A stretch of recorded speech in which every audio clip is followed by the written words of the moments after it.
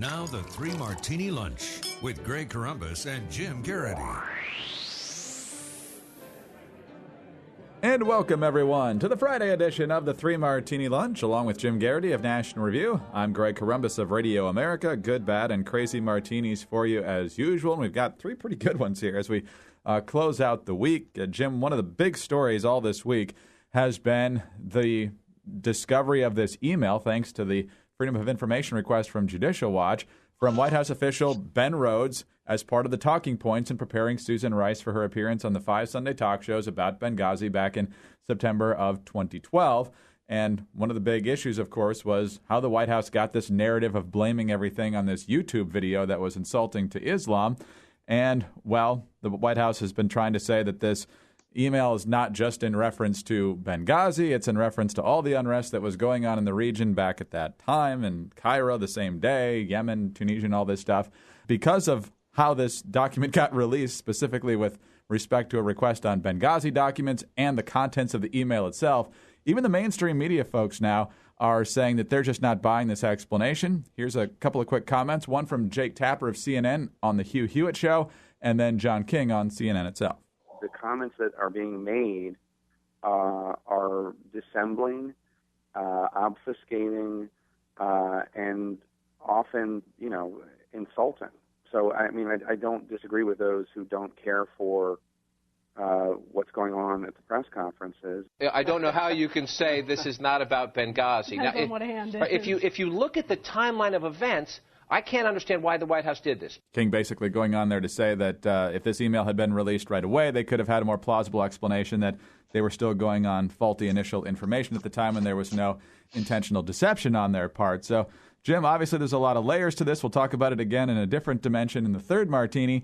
But the fact that the mainstream media, A, is covering this, at least most of them, and showing this much skepticism means we might actually get somewhere, hopefully. It is. And what makes this week's whole coverage really the good martini is it wasn't that long ago that even a very wise voice like Charles Krauthammer was saying, really, the window of opportunity for discussion and figuring out getting answers in Benghazi had passed. The public had largely moved on. All the investigations on Capitol Hill seemed to stall. And that's, this is not, left-wing maniac Charles Krauthammer, trying to spin for the administration. I think it was his honest assessment of where things stood and feeling like the public had been bothered by this by a while, but moved on and didn't really have much interest or appetite for further investigation of this. But now we know there's more to learn, and what's more is that, every explanation they have put out has subsequently been found false. And so I'm, on the one hand, it's really glad to see Tapper saying that. It's really glad to see John King saying that. The only little gripe in those comments there is it seems like a little bit of a failure of the moral imagination, you might say, on the part of John King, because I can't imagine why the administration would do this. Well, let's think here. That basically they had really terrible news 2 months before Election Day. And, right there explicitly in this email is kind of what I think is, it's not just a smoking gun, but I think that one of the key phrases that not a failure of administration policy. The subtext there is don't blame us. It's not our fault. There's nothing we could have done, and there's no way we could have foreseen this. At the very time, I was like, wait a minute, it's September 11th. This is most Americans are never going to look at that date on the calendar the same ever again. How could people in charge of embassy security not grasp the potential danger there? And then the more they talk about, a demonstration over a video, but then we're saying, well, there's rocket launchers and stuff. This doesn't, this wasn't a demonstration. There's shooting artillery and things like this at our guys. That's not a protest. So from the very beginning, the explanation didn't quite make sense. So why did the administration pursue this course? They wanted the explanation that had them as least culpable as possible. And everything we've figured out since then, particularly about the State Department turning down Stephen's request for additional security, the continued confusion, including yesterday's statement from one of the military intelligence folks on the ground in Africa saying, look, we were waiting for a request from assistance from the State Department. Well, then why didn't the State Department make that request? What was going on over there? What was the delay? You keep hearing people saying, well, they knew they wouldn't get there in time. How the heck do you know? Does this firefight have a timetable? Is there a schedule that we know it's going to be over by a certain time? Every explanation that comes out from the administration never really makes much sense, and if you think about it, for more than a minute. So there's a lot more to learn here. It's glad to see King and Tapper, and maybe hopefully some of their colleagues will be picking up that there's need for additional digging, there's need for additional coverage. And what's really clear here is that the administration no longer gets the benefit of the doubt on this. And that, once you put that to the tone to your coverage, everything changes a great deal. It certainly does. And now that one of the tests will be, especially for those who have already spoken up, will they keep on this? In many different scandals, especially ones that affect the right, it's just a constant daily drumbeat on the front page of the New York Times, the Washington Post, and a lot of the mainstream media outlets. Is this going to be a 1 or 2 day story? And then it dissipates when something else happens to draw everyone's attention away from it? Or will there be persistent coverage as long as the proper committees are investigating this sort of thing? So that'll be a big test for the media as well. On to Martini number 2 now, Jim, and it is the first Friday of the month, and that means the Labor Department has released the job numbers for the month prior. And there is some good news here. 288,000 jobs were added in the month of April. That is well above most of the months we've seen any time recently. So that is good news. The overall unemployment rate dropping from 6.7 to 6.3%, which on the surface seems good, but then you scratch your head and you think 288,000 is good, but it's not enough to drop it 0.4 of a point. And deeper in the report, you find out that 806,000 people dropped out of the labor force. So while more jobs are being added, at the same time, more people dropping out at more than double the rate, almost triple the rate of those who are able to find employment. In righty Twitter world and blog comment sections and stuff like that, there's, the Bureau of Labor Statistics, they just make all that stuff up.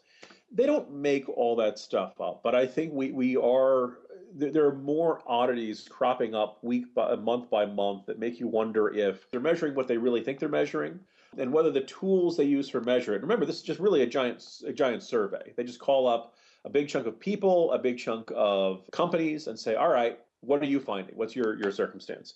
Maybe it's not quite, representing those things, because the idea of making 288,000 jobs in the past month, that's wonderful news if true. It seems, really high, kind of high, but maybe we do see a pickup in spring.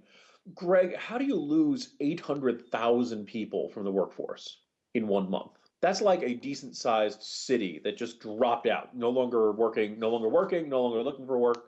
If Putin had conquered a portion of the United States, okay, well, that's the figure. He took Vermont, and that's what happened. That's why we don't have any people there. But, and honestly, some of this is baby boomer retiring. Some of this is people, you might say, they can go back to school, or they can join the Peace Corps. There are various things you can do that take yourself out of that figure. But to see it on this huge scale just seems very, very odd. And when the drop, you're going to see the administration taking another victory lap, saying, it's 6.3%, it's great.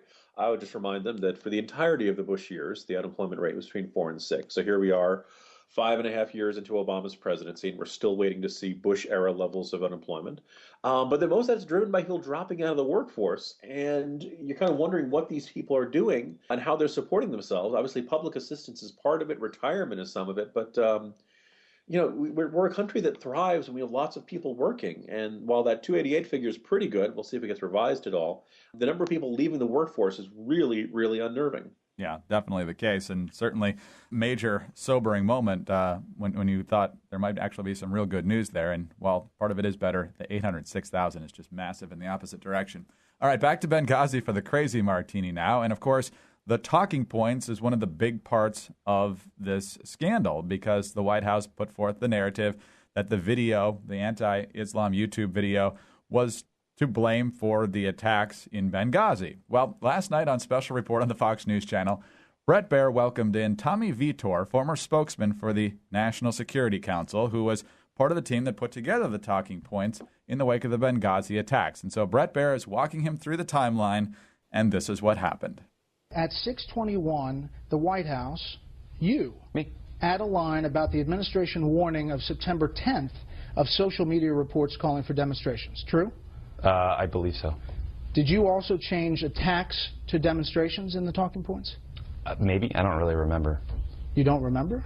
Dude, this was like 2 years ago. We're still talking about the most mundane it is the thing process that everybody is talking about. We're talking about the process of editing talking points. That's what bureaucrats do all day long. So Vietor goes on to say that the acting CIA chief, Mike Morrell, is actually the one who ultimately changed that particular part of the talking points.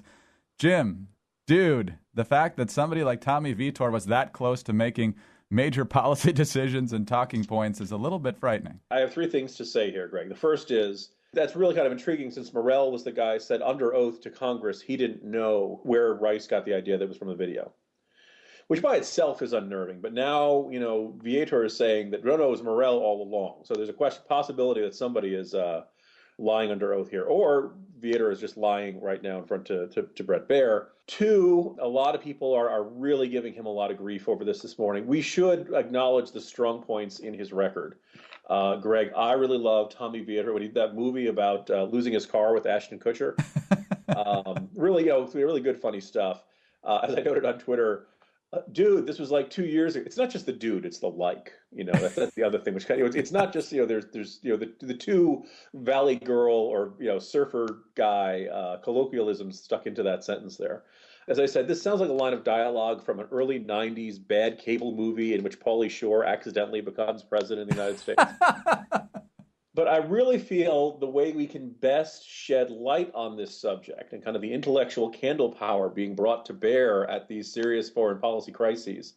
Greg, I'm gonna try with you to reenact a vital debate scene in the cinematic masterpiece Basketball by the Zucker brothers. And if you haven't seen the scene, I think you can follow it along. I'll begin with my third major point in this argument, Greg, and I hope you're prepared to respond. It is simply, dude. Dude. Dude. Dude. Dude. Dude. Dude. Dude. It's a good point. So there you go. That I understand. That actually comes from a transcript of what was going on in the White House Situation Room on the night of Benghazi. So we're in the very best of hands, America. Have a good weekend. Oh, who knew Pajama Boy had a high-ranking job in the administration? Jim, have a great weekend. Dude, Will. Jim? Catch some gnarly waves out there, brother. Oh, they're totally rad. All right, Jim Garrity of National Review. I'm Greg Corombos of Radio America. Thanks for being with us today, and please join us again on Monday for the next edition of the 3 Martini Lunch. Have a great weekend, everyone.